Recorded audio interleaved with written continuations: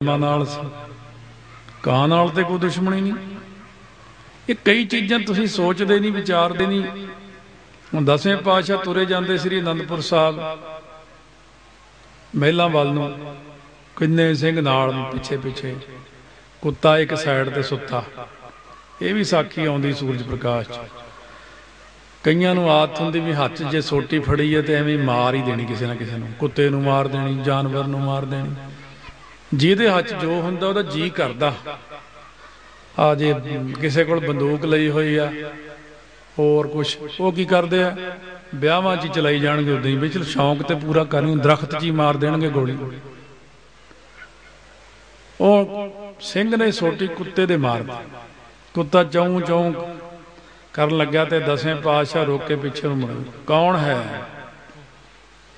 ਕਿਹਨੇ ਸੋਟੀ ਮਾਰੀ? ਮਹਾਰਾਜ ਦੀ ਆਵਾਜ਼ ਵੀ ਬਹੁਤ ਭਾਰੀ ਨਿੱਗਰ ਸੀ, वैसे ही बंदा डर जाता सुन के। मैं किने मारी बई? वो डर गया। महाराज कहने देख, बुल्ले शाह ने लिखिया, सारी राती पहरा देवन, तड़के रूड़ी ते सुते तैथों कुत्ते उत्ते। सारी रात वो पहरा दे के दरवेश सुता है, तैनू कुछ कहा भौंकिया वड्डिया नहीं? महाराज भाई नंद लाल जी ने उस वक्त कहा, ये रहतनामे में लिख दो, बिना कारण जानवर नूं दुख देवे सो तनखाइया। ये चीज़ां नोट करने वालियां बाणी अंदर जी दया प्रवान कही है। रहबा नामे लड़की साखी सब ने सुनी हुई है। ये ठीक आ, ये नहीं कि कई कहणगे खालसा सो जो चढ़े तरंग, खालसा जो करे नित जंग। दो गल्लां तो नहीं हैगियां। थल्लों शुरू एक है संत, एक सिपाही है। सिपाही वो खालसा जंग विच है ते आम दिनां विच वो संत है। बहुत शांतमई चित्त, जी दया प्रवान होनी चाहिए। तुहाडे मनां दे अंदर दया होनी चाहिए। बहुत सारे लोग जानवरां ते अत्याचार करते हैं। वो ਜਿਹੜੀਆਂ चीज़ां मैं ਤੁਹਾਨੂੰ ਗਿਆਨੀ वाली गल नहीं सुनाता। ਗਿਆਨੀ ने तो तां दी हवा 'ਚ बहुत तकड़ी चीज़ सुना जानी है, ਤੁਹਾਡੇ भी सिरां तो लंघ जानी है, तुसीं उदां कहोगे बड़ा विद्वान है। मैं ये कहना, विद्वान ना बनो, ज्ञानवान बनो, सिमरन करो। ज्ञान दो तरह का है, एक बाहरला एक अंदरला। संत बाबा जरनैल सिंह जी खालसा 5 क्लासां पढ़े सी बस। महापुरुषों ने पूछा, मैं कि पहली बार आप जी ने जिंदगी च कदों कथा की? चलो शौक हुंदा पुछण दा। कहने धीरे पत्रे पिंड सी महापुरख। कहने जरनैल सिंह अज मैं किते काम जाना। संत करतार सिंह जी कहण लगे, अज तू कथा करी? संत कहते भी मैं सुन के मेरा साह तां ना तां ठा। मैं तो महाराज कदे कथा ही नहीं की, मैं तो हल वाहण वाला जट पिंड दा, मैं तो पाठ कर लेना। कहे नहीं तू करनी है। मैनू आउंदी नहीं महाराज, कथा नहीं आउंदी। कहे ताब्या बह जी आपे आ जाऊगी। ये जिहड़े महापुरख हुंदे ना, बाबा ठाकर सिंह जी वो चंगे हो रहा की करदा? कीर्तन। चल तू कीर्तन सीखण लग जा, भचंगी ऐ फड़ ले, कथा कर। मैनू आउंदी नहीं, उत्थे बह जा, तैनूं आ जाऊगी। फड़ के ही बिठा दिंदे सी, कथा आ जाती, फड़ के बिठा दे, कीर्तन आ जाता है। हुण भी कई रागी, कई कथावाचक उन्होंने बचना नाल ही कथावाचक बने हैं। सो इस करके महापुरख कहते भी, मैं कहा पहला थोड़ी जिंदगी च किहड़े शब्द की कथा की? कहते गहरी करके नींव खुदाई ऊपर मंडप छाए, ये कथा की। मैं कहते बड़ी महंगी आ। कहने मैं वैसे याद करके ले गई। कहते मैं सुनाई। कहने मैं 2 घंटे कथा की, पर मेरा चोला गर्मी नाल भिज गया, कपड़े भिज गए, इन्नी गर्मी आई मैनू कथा सुनाते मैं डर गया बहुत भी पता नहीं ठीक है गल। ये एक 2 तरह की कथा है, 2 तरह की हर चीज़ होंदी है। एक कोई महापुरुषों को सेवक रहिंदा सी, संत कहते जा काशी जाके कथा सीख के आ। उन्हें 12 साल काशी कथा सीखी। एक नूं कहते तू बस झोका लाउणा लोह ते, अग डाई जा, वाहिगुरू वाहिगुरू करी जावे चल। उन 12 साल झोका डाया, वो 12 साल काशी पढ़ के आया। ਸੰਤਾਂ ਨੇ ਕਿਹਾ ਵੀ ਕੱਲ ਨੂੰ ਸੰਗਤ ਇਕੱਠੀ ਕਰਨੀ ਹੈ, ਆਪਾਂ ਇਹ ਸਿੰਘ ਆਪਣਾ ਕਾਂਸ਼ੀ ਤੋਂ ਪੜ੍ਹ ਕੇ ਆਏ, ਕਥਾ ਕਰੂਗਾ। ਉਹਨੂੰ ਕਥਾ ਕਰਨ ਲਾਤਾ। ਸੰਗਤ ਬਹੁਤ ਬੈਠੀ ਸੀ, ਬੜੇ ਆਸ਼ਾ ਕਰ ਉੱਠੇ ਸਾਰੇ, ਵਾਹ ਵਾਹ ਵਾਹ ਵਾਹ, ਕਿੰਨਾ ਗਿਆਨ ਹੈ, ਦੁਨੀਆ ਦੰਗ ਰਹਿ ਗਈ। ਕਹਿੰਦੇ ਕਥਾ ਕੱਲ ਨੂੰ ਵੀ ਹੋਊਗੀ, ਕੱਲ ਨੂੰ ਵੀ ਸੰਗਤ ਨੇ ਆਉਣਾ। ਸੰਗਤ ਆਗਿਆਕਾਰੀ ਸੀ, ਲੱਖ ਦੇ ਕਰੀਬ ਬੰਦਾ ਇਕੱਠਾ ਕਰ ਲਿਆ ਉਹਨਾਂ ਨੇ। ਜਿੱਥੇ ਉਹ ਝੋਕਾ ਡਾਉਂਦਾ ਸੀ ਉਹਦੇ ਕੋਲ ਗਏ, ਇਸ਼ਨਾਨ ਕਰ ਲਾ। ਕਹਿੰਦੇ ਮਹਾਰਾਜ ਮੈਂ ਸ਼ਾਮ ਨੂੰ ਕਰੂੰਗਾ, ਹੁਣ ਝੋਕਾ ਲਾਉਣਾ। ਨਹੀਂ, ਤੂੰ ਇਸ਼ਨਾਨ ਕਰ, ਆ ਫੜ ਕੱਪੜੇ ਪਾ ਲਾ। ਪਾ ਲਏ। ਕਹਿੰਦੇ ਚੱਲ ਸਟੇਜ ਤੇ ਬਹਿ ਕੇ ਕਥਾ ਕਰ। ਕਹਿੰਦਾ ਮਹਾਰਾਜ ਮੈਂ ਕਥਾ ਕਿਤੇ, ਮੈਂ ਘਾਹ ਛੇਟੀਆਂ ਡਾਉਣ ਵਾਲਾ ਬੰਦਾ, ਝੋਕਾ ਲਾਉਣ ਵਾਲਾ ਮੈਂ। ਕਹਿੰਦੇ ਬੈਠ ਜਾ, ਸ਼ੁਰੂ ਕਰ। ਬਚਨ ਮੰਨਿਆ, ਕਥਾ ਸ਼ੁਰੂ ਕੀਤੀ। 4 ਘੰਟੇ ਕਥਾ ਕੀਤੀ ਝੋਕਾ ਲਾਉਣ ਵਾਲੇ ਨੇ। ਕਿਉਂ? ਸੇਵਾ ਦੇ ਵਿੱਚੋਂ ਹੀ ਸਭ ਕੁਝ ਮਿਲ ਗਿਆ ਉਹਨੂੰ। ਬਾਬਾ ਠਾਕ ਸਿੰਘ ਜੀ ਜੋ ਪਟਿਆਲੇ ਗਏ ਨਾ ਇੱਕ ਵਾਰ, ਪਹਿਲੀ ਵਾਰ ਮੈਂ ਕਥਾ ਉੱਥੇ ਗੁਰਦੁਆਰਾ ਦੁੱਖ ਨਿਵਾਰਨ ਸਾਹਿਬ ਕਰਦਾ ਸੀ। ਸੱਚ ਜਾਣੋ ਮੈਂ ਬਾਬਾ ਜੀ ਤੋਂ ਬਹੁਤ ਡਰਦਾ ਸੀ। ਮੈਂ ਉਹਨਾਂ ਸਾਹਮਣੇ ਕਦੇ ਨਹੀਂ ਉੱਚੀ ਬੋਲਿਆ ਸੀ ਵੀ ਕੋਈ ਗਲਤੀ ਨਾ ਹੋ ਜਾਏ, ਕਿਤੇ ਐ ਨਾ ਹੋ ਜਾਏ, ਪਾਠ ਨਾ ਗਲਤ ਹੋ ਜਾਏ। ਹੁਣ ਕਥਾ ਹੁੰਦੀ ਤਾਂ ਬਾਬਾ ਜੀ ਆ ਕੇ ਅੰਦਰ, ਉੱਥੇ ਮੈਂ ਕੀ ਕਰਦਾ। ਚਲੋ ਖੈਰ ਕਥਾ ਕਰ ਰਿਹਾ ਸੀ ਤੇ ਬਾਬਾ ਜੀ ਬਾਹਰ ਨਿਕਲ ਕੇ ਕਹਿੰਦੇ ਇਹ ਤੂੰ ਕਥਾ ਕਰ ਸਿੱਖ ਲਈ, ਤੂੰ ਤਾਂ ਮਾਲਾ ਫੜੀ ਫਿਰਦਾ ਹੁੰਦਾ ਸੀ। ਮੈਂ ਵੀ ਹਾਸੇ ਹਾਸੇ 'ਚ ਕਿਹਾ ਬਾਬਾ ਜੀ ਮਾਲਾ 'ਚੋਂ ਹੀ ਨਿਕਲੀ ਹੈ। ਕਹਿੰਦੇ ਹਾਂ ਹਾਂ ਠੀਕ ਹੈ ਠੀਕ ਹੈ ਜੀ। ਇਸ ਕਰਕੇ ਸਾਧ ਸੰਗਤ ਜਿਹੜੀ ਚੀਜ਼ ਸੇਵਾ 'ਚੋਂ ਨਿਕਲਣੀ ਹੈ, ਜਿਹੜੀ ਬੰਦਗੀ 'ਚੋਂ ਨਿਕਲਣੀ ਹੈ, ਉਹ ਇਉਂ ਨਿਕਲਣੀ ਜਿਵੇਂ ਜਲੇਬੀ ਚਾਹਣੀ ਵਿੱਚੋਂ ਡਬੋ ਕੇ ਕੱਢ ਲਈਏ, ਬੜੀ ਸਵਾਦ ਲੱਗਦੀ ਨਾ ਜਲੇਬੀ। ਤੇ ਜਿਹੜੀ ਚੀਜ਼ ਇੱਕ ਗਿਆਨਵਾਨ ਕੋਲ ਵੀ ਹੁੰਦੀ ਹੈ, ਪਰ ਉਹ ਗੱਲ ਬਣਦੀ ਨਹੀਂ ਹੈ। ਬਖਸ਼ਿਸ਼ ਤੋਂ ਬਿਨਾਂ ਰਸ ਨਹੀਂ ਆਉਂਦਾ। ਇਸ ਕਰਕੇ ਆ ਕਿ ਜਿਸ ਉੱਤੇ ਬਖਸ਼ਿਸ਼ ਹੈ ਨਾ, ਜਿਨ੍ਹਾਂ ਜਿਨ੍ਹਾਂ ਤੇ ਬਖਸ਼ਿਸ਼ ਹੈ, ਉਹ ਖੁਦ ਜੁੜੇ ਹੋਏ, ਚਾਹੇ ਕੀਰਤਨ ਕਰਨ, ਕਥਾ ਕਰਨ, ਇਹ ਤਾਂ ਚਲੋ ਛੱਡੋ, ਸਿਰਫ ਕੱਲਾ ਪਾਠ ਹੀ ਰੌਲ ਲਾ ਕੇ ਸਾਰੇ ਪਿੰਡ ਨੂੰ ਮੰਤਰ ਮੁਗਧ ਕਰ ਸਕਦਾ ਉਹ, ਜਿਹਦੇ ਉੱਤੇ ਕਿਰਪਾ ਹੈ। ਉਹਦੇ ਪਾਠ ਵਿੱਚ ਹੀ ਇੰਨੀ ਕਸ਼ਿਸ਼ ਹੋਊਗੀ। ਤੁਸੀਂ ਇਹ ਦੇਖ ਲਓ ਵੀ ਜੇ ਤੁਸੀਂ ਇਕੱਲੀ ਚੀਜ਼ ਦੇਖਣੀ ਹੈ, ਕੁਛ ਵੀ ਨਹੀਂ ਲੋੜ ਕਰਨ ਦੀ, ਤਾਂ ਇਹ ਜਿਹੜੀ ਚੀਜ਼ ਤੁਹਾਨੂੰ ਦੱਸੀ ਧਿਆਨ ਲਾਉਣ ਵਾਲੀ ਗੱਲ, ਮੈਂ ਧਿਆਨ ਤੇ ਆਵਾਂ ਫੇਰ। ਅਰਥਾਂ ਦੇ ਵਿੱਚ ਧਿਆਨ ਦਿਓ।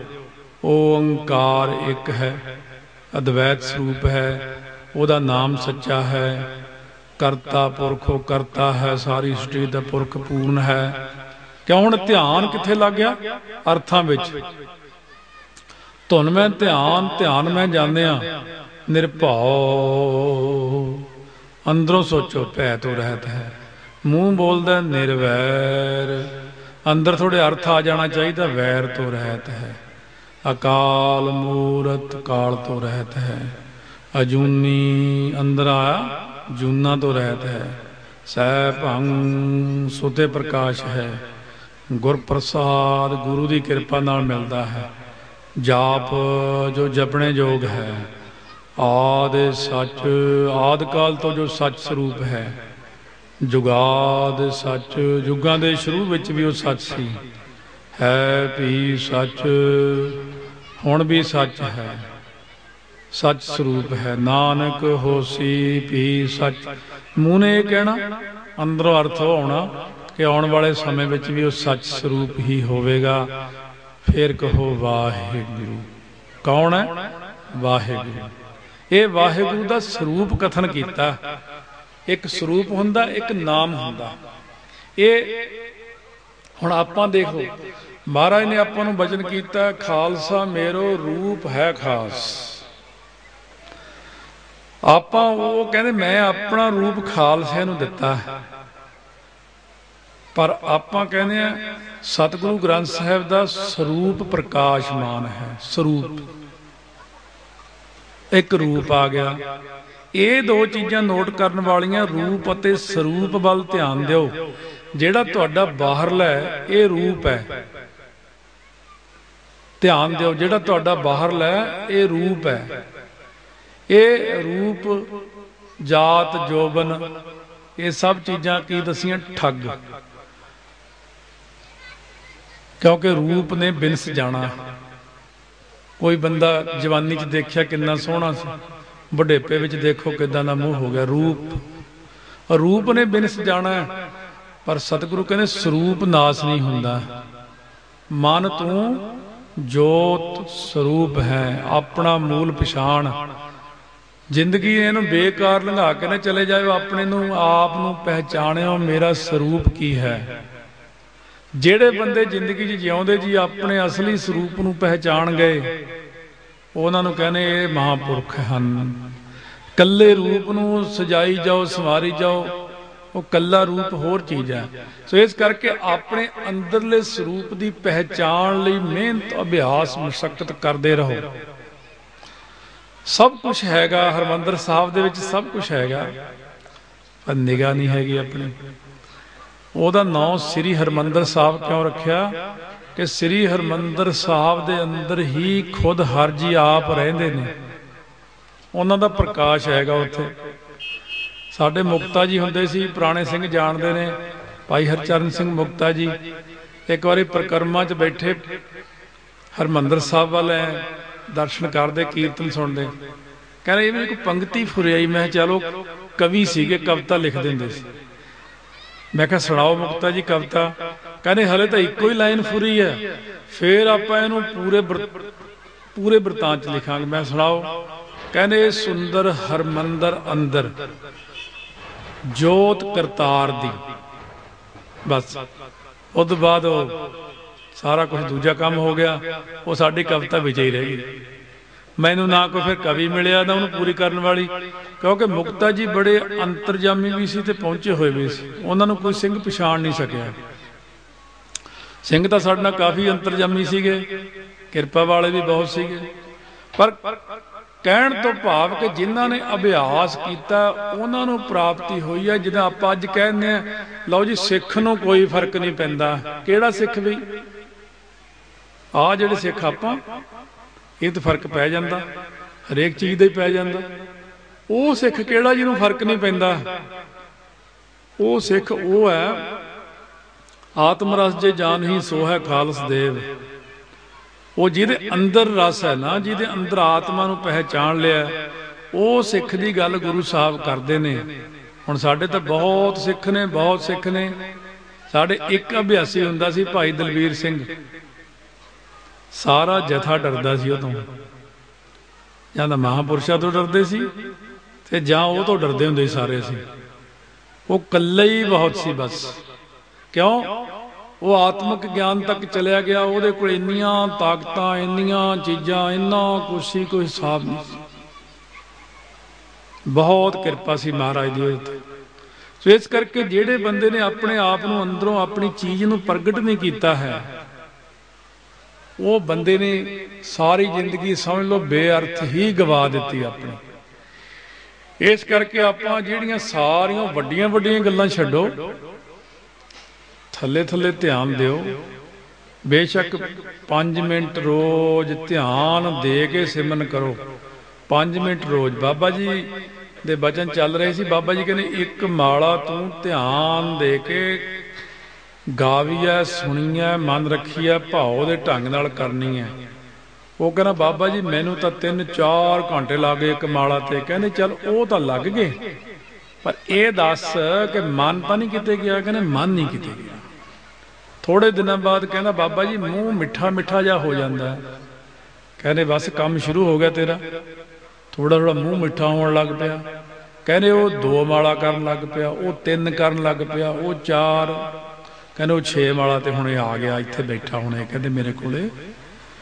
हुण कई लोग कहने भी इन्ने पाठ किद्दां हो जांदे ने, 100 जपजी साहब किद्दां हो जांदा? ते मैनूं दसो जिहड़े नाम रसियां रूहां हुंदियां, भाई साहब भाई रणधीर सिंह जी 70 घंटे तक कीर्तन किवें करदे रहे बई? ते एक बार 48 घंटे कीर्तन कीता उन्होंने। करदा हुंदा जथे च महापुरुषां दे नाल। मैं जी कथा सिखदे हां। अच्छा किन्नी सिख ली? मैं जी हो गए 2-3 साल वाहवा सिखी जाने।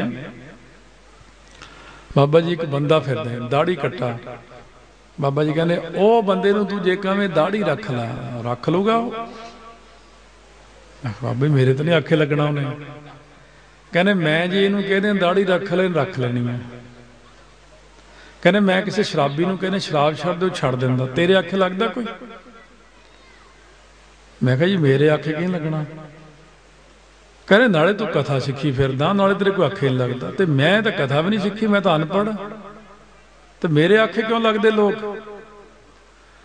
ਫਿਰ ਉਹਨਾਂ ਇੱਕ ਚੀਜ਼ ਦਾ ਇਸ਼ਾਰਾ ਕੀਤਾ, ਕਹਿੰਦੇ ਕਥਾ ਘੱਟ ਸਿੱਖੀ, ਜੀਵਨ ਜ਼ਿਆਦਾ ਬਣਾਈ।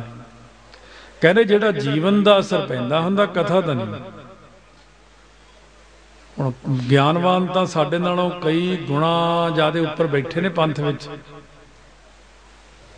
ਪ੍ਰਭਾਵ ਕਿੱਥੋਂ ਲਿਆਉਣਗੇ? ਕਿਉਂਕਿ ਜਲੇਬੀ ਚਾਣੀ 'ਚ ਭਿੱਜੀ ਨਹੀਂ ਹੋਈ, ਉਹ ਤਾਂ ਅੰਦਰੋਂ ਆਤਮਕ ਰਸ ਵਿੱਚ ਗਿਆ ਹੀ ਨਹੀਂ ਹੋਇਆ। ਜੇ ਅਵਸਥਾ ਦੀ ਗੱਲ ਕਰੋ, ਸੰਤਾਂ ਨੂੰ ਪਤਾ ਹੁੰਦਾ ਕਿੱਥੇ ਕਿੱਥੇ ਕੀ ਕੀ ਅਵਸਥਾ ਚੱਲਦੀਆਂ। ਅਸੀਂ ਅਵਸਥਾ ਵਾਲਿਆਂ ਦੇ ਵੈਸੇ ਨਾਲ ਰਹੇ ਹਾਂ। ਭਾਈ ਦਲਵੀਰ ਸਿੰਘ ਨੇ ਮੈਨੂੰ ਸਾਰੀਆਂ ਅਵਸਥਾਵਾਂ ਆਪ ਦੱਸਣੀਆਂ। ਬਾਬਾ ਜਰਨੈਲ ਸਿੰਘ ਜੀ ਖਾਲਸਾ ਗੁਰੂ ਨਾਨਕ ਨਿਵਾਸ ਦੇ ਉੱਤੇ ਅਭਿਆਸ ਬਹੁਤ ਕਰਦੇ। ਮੈਂ ਤੇਲ ਹੀ ਮਲਦਾ ਹੁੰਦਾ ਸਿਰ 'ਚ। ਤੇਲ ਮਲਦੇ ਮਲਦੇ ਇੱਕ ਵਾਰ ਮੈਂ ਇੱਥੇ ਤਾਲੂਏ ਵਿੱਚ ਪੋਲਾ ਜਿਹਾ ਹੱਥ, ਮੈਂ ਕਿਹਾ ਬੜਾ ਪੋਲਾ ਜਿਹਾ ਥਾਂ। ਕਹਿੰਦਾ ਉਹ ਦੱਬ ਨਾ ਦੇਈਂ ਕਿਤੇ ਜ਼ੋਰ ਨਾਲ। ਮੈਂ ਕਿਹਾ ਕਿਉਂ? ਕਹਿੰਦਾ ਉਹ ਖੁੱਲਿਆ ਹੋਇਆ। ਚੁੱਪ ਕਰ। ਕੀ ਖੁੱਲਿਆ? 10ਵੇਂ ਦੁਆਰ। ਹੁਣ ਜਿਹੜੇ ਬੰਦੇ ਨੇ ਚੀਜ਼ਾਂ ਦੇਖੀਆਂ ਨੇ ਉਹ ਇਹਨਾਂ ਚੀਜ਼ਾਂ ਨੂੰ ਕਹਿੰਦੇ ਮਖੌਲ ਹੈ, ਇਹ ਐਵੇਂ ਕਰੀ ਜਾਂਦੇ ਨੇ। ਜਿਨ੍ਹਾਂ ਨੂੰ ਪਤਾ ਲੱਗ ਗਿਆ ਕਿ 9 ਦੁਆਰੇ ਪ੍ਰਗਟ ਕੀਏ, 10ਵਾਂ ਗੁਪਤ ਰਖਾਇਆ। ਗੁਰਦੁਆਰਾ ਲੈ ਭਾਵ ਨੇ ਕਿੰਨਾ 10ਵਾਂ ਦੁਆਰ ਦਿਖਾਇਆ। ਤਹ ਅਨੇਕ ਰੂਪ ਨਾਉ ਨਵ ਨਿਧ ਤਿਸ ਦਾ ਅੰਤ ਨਾ ਜਾਈ ਪਾਇਆ। ਕਹਿ ਨਾਨਕ ਹਰ ਪਿਆਰੇ ਜੀ ਗੁਫਾ ਅੰਦਰ ਰੱਖ ਕੇ ਬਾਜਾ ਪੜਨ ਵਜਾਇਆ। ਮੇਨ ਚੀਜ਼ ਉਹ ਜ਼ਿਆਦਾ ਪ੍ਰਗਟ ਕਰੋ। ਹੁਣ ਗਿਆਨੀ ਦਲੀਪ ਸਿੰਘ ਜੀ ਮੰਜੀ ਸਾਹਿਬ ਦੀਵਾਨ ਹਾਲ ਕਥਾ ਕਰਦੇ ਸੀ, ਸਾਰੀ ਜ਼ਿੰਦਗੀ ਕਥਾ ਕੀਤੀ। 28 ਜੂਨ ਨੂੰ ਸੰਤ ਮਹਾਂਪੁਰਖਾਂ ਨੇ ਸਵੇਰੇ ਅੰਮ੍ਰਿਤ ਵੇਲੇ ਸਰੀਰ ਛੱਡਿਆ ਬਾਬਾ ਗੁਰਬਚਨ ਸਿੰਘ ਜੀ ਖਾਲਸਾ ਨੇ 1969 'ਚ। 27 ਜੂਨ ਰਾਤ ਨੂੰ ਕੁਦਰਤੀ ਗਿਆਨੀ ਜੀ ਮਿਲਣ ਆ ਗਏ। ਆ ਕੇ ਜਿਵੇਂ ਗੋਡਿਆਂ 'ਚ ਸਿਰ ਦੇ ਕੇ ਬੈਠੇ, ਸੰਗਤ ਥੋੜੀ ਜਿਹੀ ਬੈਠੀ, ਮਹਾਂਪੁਰਖ ਦੁੱਧ ਛਕਦੇ ਹੁੰਦੇ। ਗਿਆਨੀਆਂ ਕੀ ਹੋ ਗਿਆ? ਉਹ ਏਦਾਂ ਹੀ ਬੋਲਦੇ ਸੀ ਜਿਵੇਂ ਕੁੜੀ ਦੱਬ ਕੇ ਆਇਆ ਹੁਣ ਏਦਾਂ ਬੈਠਾ ਤੂੰ। ਉਹ ਕਹਿੰਦਾ ਮਹਾਰਾਜ ਵੀ ਕਥਾ ਤੋਂ ਸਿੱਖੀ, ਵਿਦਾਂਤ ਪੜ੍ਹਿਆ, ਸਭ ਕੁਝ ਸਿੱਖਿਆ ਇੰਨੇ ਸਾਲਾਂ ਦੇ ਵਿੱਚ। ਮੰਜੀ ਸਾਹਿਬ ਤੁਸੀਂ ਮੇਰੀ ਡਿਊਟੀ ਵੀ ਲਾਤੀ ਆ, ਪਰ ਕਥਾ ਦਾ ਕਰਦਾ ਕੋਈ ਬਹਿੰਦਾ ਹੀ ਨਹੀਂ ਕਥਾ 'ਚ। ਸੰਗਤ ਆਈ ਜਾਂਦੀ ਜਾਈ ਜਾਂਦੀ, ਆਈ ਜਾਂਦੀ ਜਾਂਦੀ, ਇੱਕ ਬੰਦਾ ਵੀ ਨਹੀਂ ਬਹਿੰਦਾ ਕਥਾ 'ਚ। ਸੰਤ ਕਹਿੰਦੇ ਇਹ ਗੱਲ ਸੁਣੋ। ਉਹ ਤਾਂ ਇਹੀ ਕਹਿਣਗੇ ਕਿਉਂ ਉਹਨਾਂ ਦੇ ਬੱਚੇ ਹੀ ਸੀ। ਉਹ ਕਹਿੰਦੇ ਗਿਆਨੀ ਗੱਲ ਸੁਣ, ਫਲ ਪੱਕ ਜੇ ਰਸਿਆ ਨਾ ਹੋਵੇ ਲੋਕੀ ਸਿੱਟ ਦਿੰਦੇ ਆ। ਕਹਿੰਦੇ ਤੇਰਾ ਫਲ ਤਾਂ ਪੱਕ ਗਿਆ ਪਰ ਬੰਦਗੀ ਤੇਰੀ ਹੋਈ ਨਹੀਂ ਕੋਈ। ਕਹਿੰਦੇ ਮਹਾਰਾਜ ਫਿਰ ਕਥਾ ਵਿੱਚ ਰਸ ਕਿਵੇਂ ਪਵੇ? ਕਹਿੰਦੇ ਟਕਸਾਲ ਦੀ ਮਰਿਆਦਾ ਵੀ ਜਿਹਨੇ ਕਥਾ ਸਿੱਖਣੀ ਹੈ ਫਿਰ ਬਾਅਦ 36 ਲੱਖ ਮੂਲ ਮੰਤਰ ਕਰਿਓ। ਇਹ ਗੱਲ ਮੈਨੂੰ ਗਿਆਨੀ ਜੀ ਨੇ ਬਰਿਆਰੇ ਪਿੰਡ ਸੁਣਾਈ ਸੀ।